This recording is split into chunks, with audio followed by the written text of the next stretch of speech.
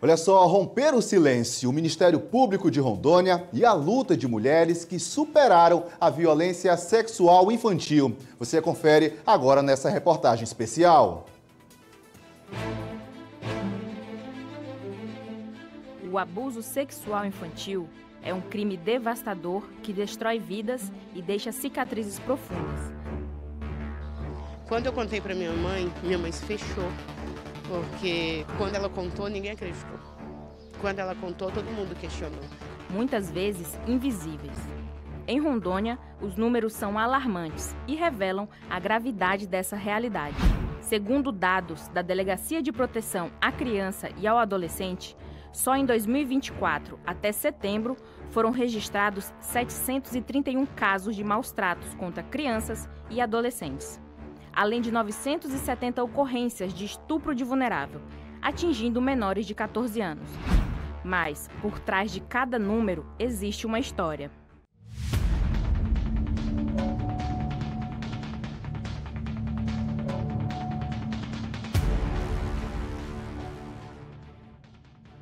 Estamos em Porto Velho, Rondônia, localizado no coração da Amazônia. E é aqui que a ativista Anne Cleiane encontrou forças para transformar uma história de dor em luta e esperança. Anne carrega as marcas de uma violência que atravessa gerações. Sua mãe foi vítima de abuso sexual na juventude e, quando resolveu denunciar, não foi ouvida. Anos depois, o mesmo homem voltou a violentar outra jovem. Esse homem abusou de Anne. Nós mudamos para perto da casa do homem que abusou sexualmente dela durante a infância dela. E a partir desse momento, esse mesmo homem começou a... Eu era a única menina que não tinha pai. Eu não tinha um pai que pudesse estar próximo e tudo. Então, eu acredito também que por um dos motivos, por não ter nenhum homem por perto, ele começou a repetir o ciclo do que ele começou com a minha mãe e comigo. E durante muitos anos, dos 4 anos até mais ou menos 8 aos 9 anos de idade, foram momentos de ameaças, de terror, de agressões físicas ao meu irmão para me pressionar a ficar quieta, dentro de várias outras coisas. Tinha um diral na época que as pessoas lavavam louça e quando lava louça cai o resto de comida para lá. E ele usava muito disso, de falar que eu me colocar lá dentro daquela lama, daquele lodo, para que eu pudesse ficar calada ou para que algo não acontecesse.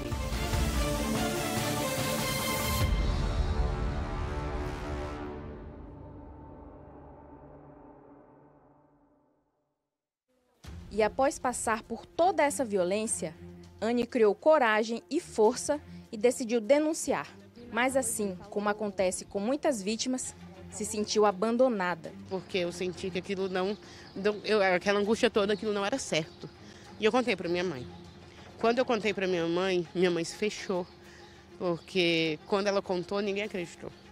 Quando ela contou, todo mundo questionou. Quando foi com ela, era como se ela tivesse sido culpada. Então a reação dela foi se fechar de uma certa maneira. E dali eu comecei a morar em outras casas de outros membros das famílias, de outras pessoas, a sempre estar em outras tutelas. Até os meus 13 anos eu comecei a morar sozinha. E trabalhar já trabalhei de frentista, já trabalhei de chapeira, já trabalhei em sorvete italiano, para que eu pudesse me manter e chegar à fase adulta. Então, naquele momento, eu senti que eu estava sendo abandonada. Mas hoje eu olho e eu sei que eu estava sendo protegida. Não fizeram por ela, ninguém protegeu ela. Foi uma maneira que ela teve de me proteger. E foi naquele momento que esse ciclo na minha vida foi quebrado. Ali começava uma nova história para mim e para várias meninas da minha família que viessem depois de mim. Porque o silêncio não ia ser mais uma condição da nossa família. E foi na faculdade de psicologia que a Anne entendeu como poderia ajudar outras vítimas. Hoje, Cleiane é psicóloga e uma das fundadoras do Instituto Banzeiro da Amazônia, uma ONG que trabalha na prevenção e combate ao abuso sexual infantil na região. São reproduzidos pela sociedade e quem está na geração que passa por isso simplesmente recebe esse comportamento. Não fui eu que gerei esse comportamento. E esse entendimento também, junto com uma palestra que eu assisti em 2011 na faculdade. Aquela palestra, eu sempre ouço ela como se fosse hoje, que a professora falava, que foi no Baixo Madeira, e ela fez toda uma análise de alguns discursos, análises da gravidez na adolescência das meninas, e ela viu que a lenda do boto era usada como um contrato silencioso para impedir as meninas de contar que ela foi abusada, que no nosso território, no norte, a violência sexual ela é transgeracional, ela passa de uma geração para outra. E ela só acha terreno fértil no silêncio, nos contratos silenciosos. A lenda do boto, aqui no nosso território, ele durante muito tempo foi usado como um contrato, para que as meninas não falassem, porque se elas abrissem a boca, elas já eram desacreditadas. Diziam que um ser folclórico apagou a mente delas, diziam que isso daí foi o boto na beira do rio, só que aí nunca foi o vô, nunca foi o pai, nunca foi o padrasto. Hoje a gente pode não ter dessa maneira o mesmo discurso, mas essa lenda ela ainda fez com que os comportamentos aqui no norte silenciassem meninas. O comportamento de silenciar continua.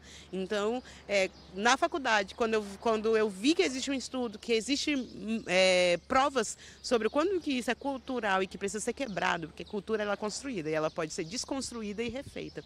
Eu entendi que dava para mim fazer mais. Primeiro lugar por mim, né? Limpando, curando, entendendo o que não existia culpa nenhuma para que eu pudesse me fortalecer, para que no futuro eu pudesse estar ajudando outras meninas. O Instituto Banzeiro da Amazônia atua diretamente na conscientização de famílias e comunidades ribeirinhas sobre os possíveis sinais de violência infantil. Anne sabe, por experiência própria, que a prevenção é a principal arma para evitar que outras crianças passem pela violência que ela viveu. Além do trabalho de ativistas como Cleiane, o combate ao abuso sexual infantil passa também por instituições, como o Ministério Público de Rondônia.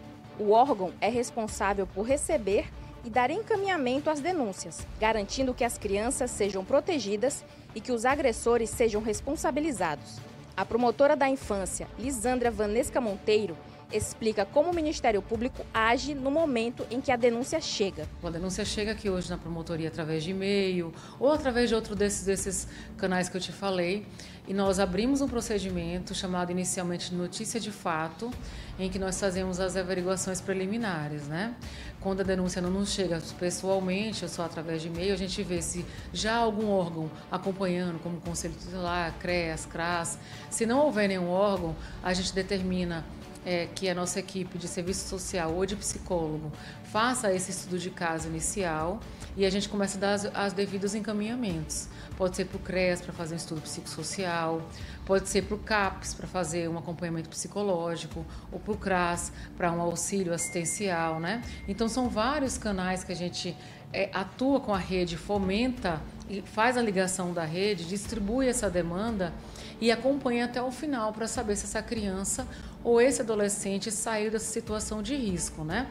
Não é só a questão criminal, então temos toda essa questão de integridade psicológica que a gente tenta, que a gente acompanha para que a criança e adolescente não sofra a mais do que já vem sofrendo.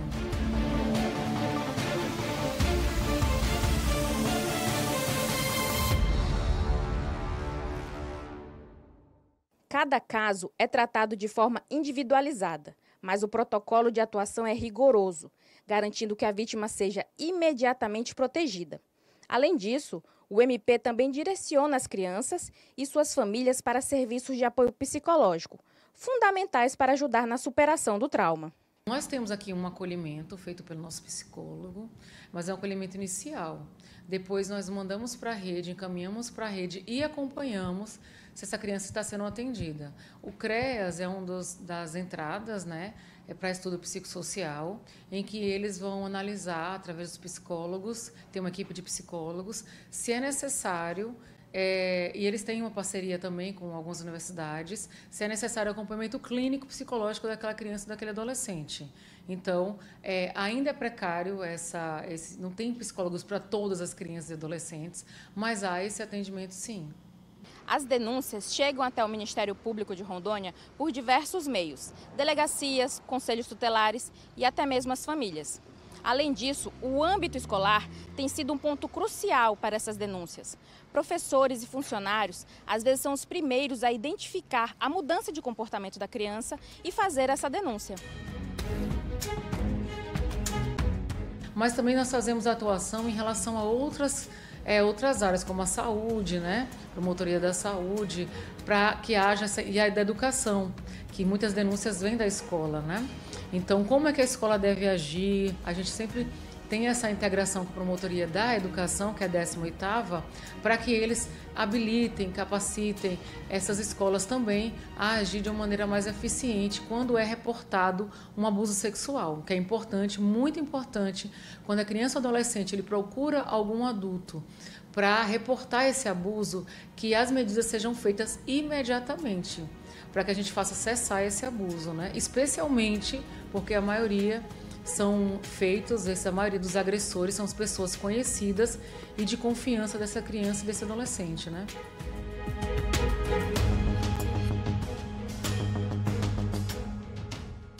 O medo e o silêncio são alguns dos maiores desafios enfrentados pelas vítimas e suas famílias. Muitas vezes, a pessoa responsável pela violência é um parente ou um conhecido, o que torna o processo de denúncia ainda mais difícil e doloroso. Mas a promotora Lisandra garante que o Ministério Público de Rondônia oferece toda a segurança necessária para que essas famílias possam denunciar sem medo. Quando a pessoa não quer se identificar, a gente consegue manter o anonimato. Então é muito tranquilo fazer essa denúncia, sempre pedindo para manter o anonimato quando a pessoa se sente insegura. É claro que em algumas ocasiões, quando a denúncia ela vem genérica, quando ela é mandada por carta ou por e-mail, muitas vezes o denunciante, né, por não estar sendo atendido, não sendo feito perguntas para ele, a gente não consegue levar adiante, porque não tem um nome, não tem algum elemento que a gente consiga identificar, tanto a vítima quanto o agressor. Então, quanto mais detalhada a denúncia for, mais a gente vai conseguir defender essa criança e esse adolescente.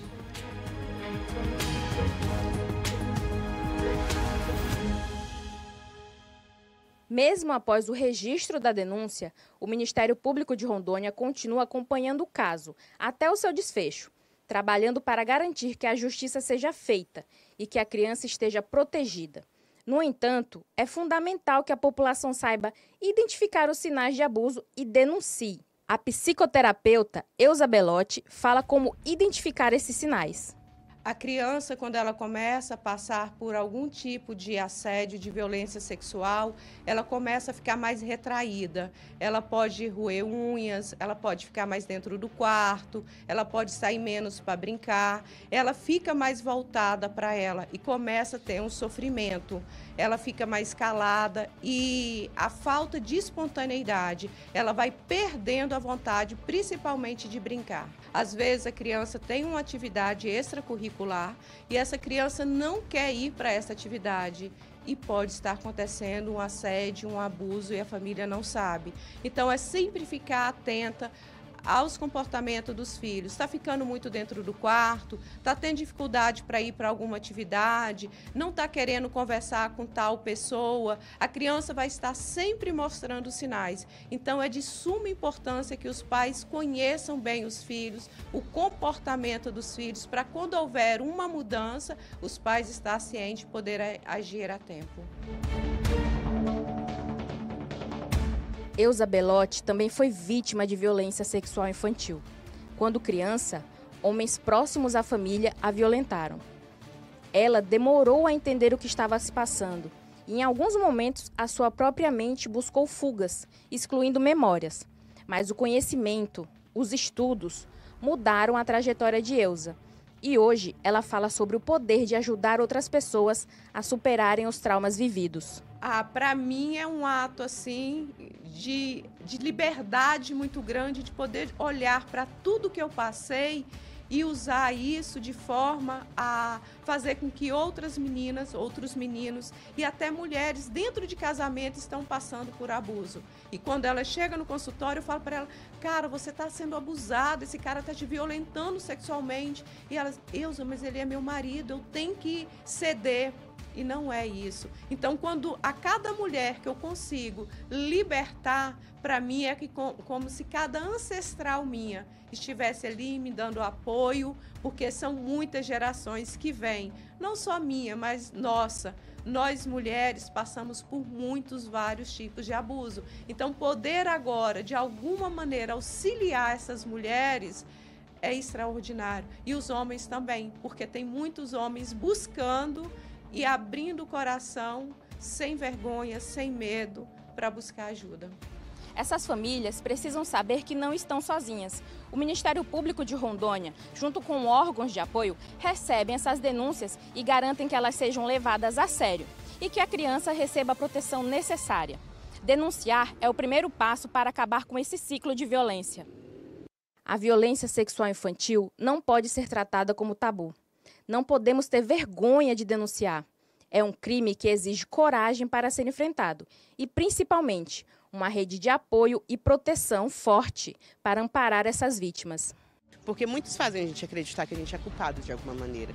Por que a gente fez? Por que a gente não falou? Por que a gente não gritou? As pessoas, de alguma maneira, a sociedade faz pessoas que passam por isso achar que podia, de alguma maneira, ter tido algum domínio e fazer com que isso não tivesse acontecido com a gente. E isso faz a gente viver com uma saúde mental lá embaixo. Quando a gente passa por isso, vem muita culpa. Eu poderia ter feito isso, foi porque eu fiz isso. Então, é desapegar dessa culpa, porque para mim foi libertador eu poder olhar e ver. Eu era apenas uma criança, eu não tinha como me defender. Ali eu fui uma vítima e eu não tenho culpa nenhuma. E o segundo passo foi respeitar a minha dor. Esse lugar é um lugar de dor, é um lugar desafiante e que me gerou muito sofrimento e que hoje eu uso para poder auxiliar as outras pessoas. Passou por abuso? Fale, coloque para fora, busque ajuda. Porque quando a gente passa por abuso, é desafiante demais a gente confiar em alguém e viver no mundo de medo, viver no mundo onde a gente acha que tudo vai ser ruim para a gente, é horrível. E falar, colocar para fora, cuidar, nos ajuda a viver uma vida tranquila. A gente não vai esquecer da dor, mas também não vai viver no sofrimento.